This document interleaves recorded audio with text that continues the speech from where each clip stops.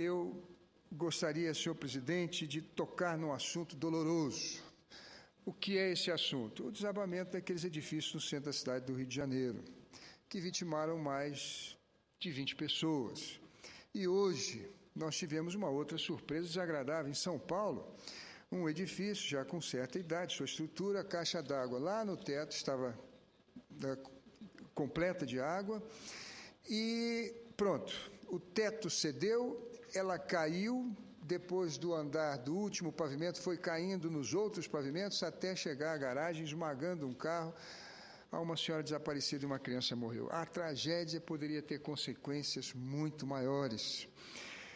Eu gostaria, senador Paulo Paim, de conversar um pouco com os telespectadores da TV Senado e para dizer da minha preocupação.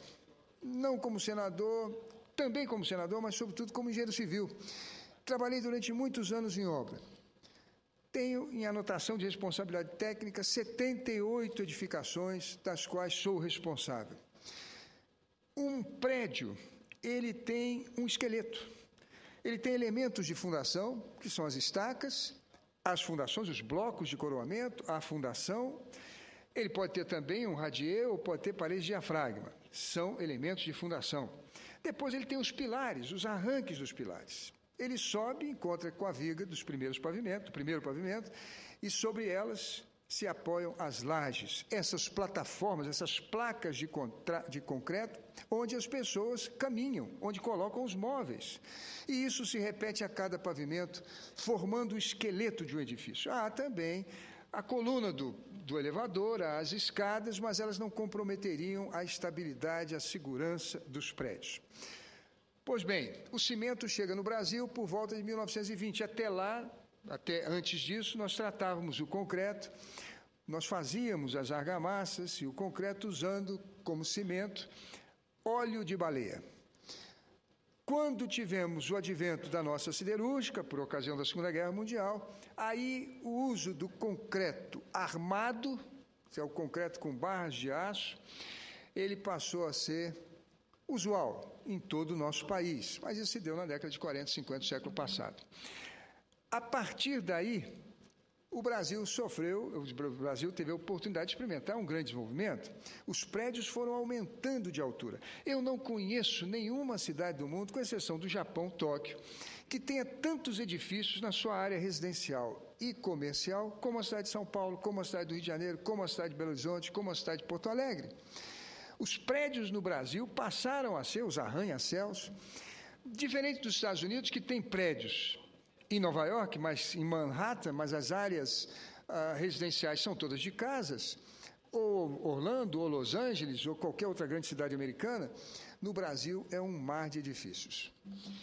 Antigamente, antes da BNT, os engenheiros, os construtores, carregavam a mão no aço. Achavam que as estruturas de concreto com muitas barras de aço teriam mais segurança.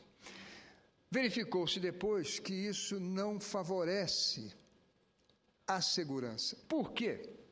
Uma peça de concreto, seja um bloco de fundação, uma coluna, uma viga ou uma laje, que tenha excesso de ferro, quando sobrecarregada, acima daquilo para a qual ela foi dimensionada, a peça não vai romper pelo aço, ela vai romper pelo concreto. Isso causa um desabamento iminente. Quando ela rompe pelo aço, ou seja, quando o aço no concreto armado está dimensionado dentro das normas, ou seja, na quantidade correta, a peça, quando sujeita a uma carga excessiva, ela rompe pela sua armadura, pelo aço. E o aço, antes de romper, entra em escoamento. Ele começa a esticar, ele perde seção, ele tem um esticamento, portanto a peça mostra uma grande deformação, as pessoas veem deflexão nas vigas, nas lajes, ou mesmo nos pilares, e elas têm tempo de buscar um reforço, um socorro, ou se evadirem. Assim foi, por exemplo, o desabamento do prédio na Barra da Tijuca, lá no Rio de Janeiro, calculado de maneira errada, mas com normas atuais, ele mandou aviso. O prédio manda aviso. Os prédios antigos não. Os prédios com mais de 40, 30, 40, 50, 60 anos de idade, o desabamento muitas vezes é iminente.